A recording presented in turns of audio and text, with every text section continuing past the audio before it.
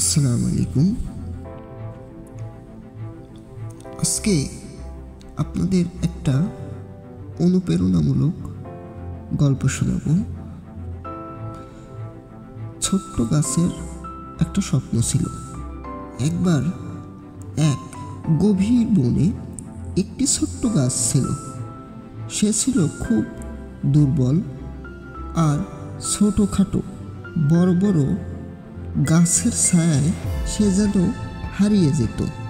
তবুও সে প্রতিদিন আকাশের দিকে তাকিয়ে স্বপ্ন দেখত। একদিন সে হবে আকাশ ছোঁয়া এক মহিরুহ, এই স্বপ্ন দেখত। কিন্তু সমস্যা ছিল, ঝড় এলেই ছোট্ট গাছটি কাঁপতে শুরু করত।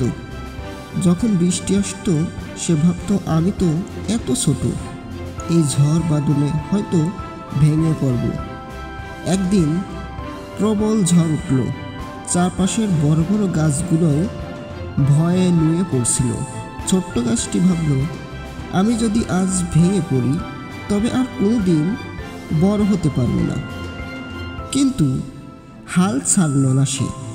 নিজের শিকড়কে শক্ত করে ধরল মাটির গভীরে।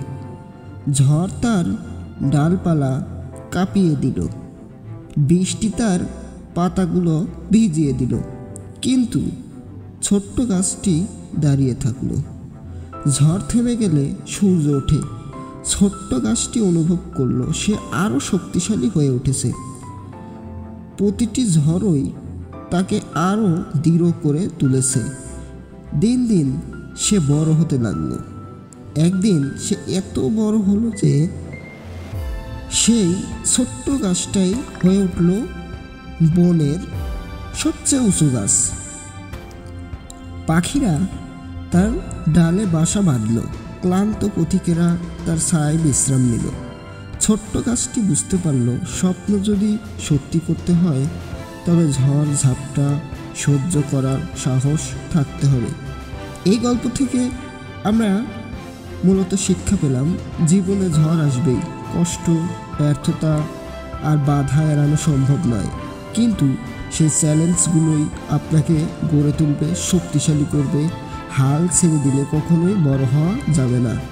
তাই নিজের স্বপ্নকে আঁকড়ে ধরে এগিয়ে যান, কারণ প্রতিটি ঝড় শেষে আকাশে রঙিন রোদের আলোয় ঠিকই ফুটবে।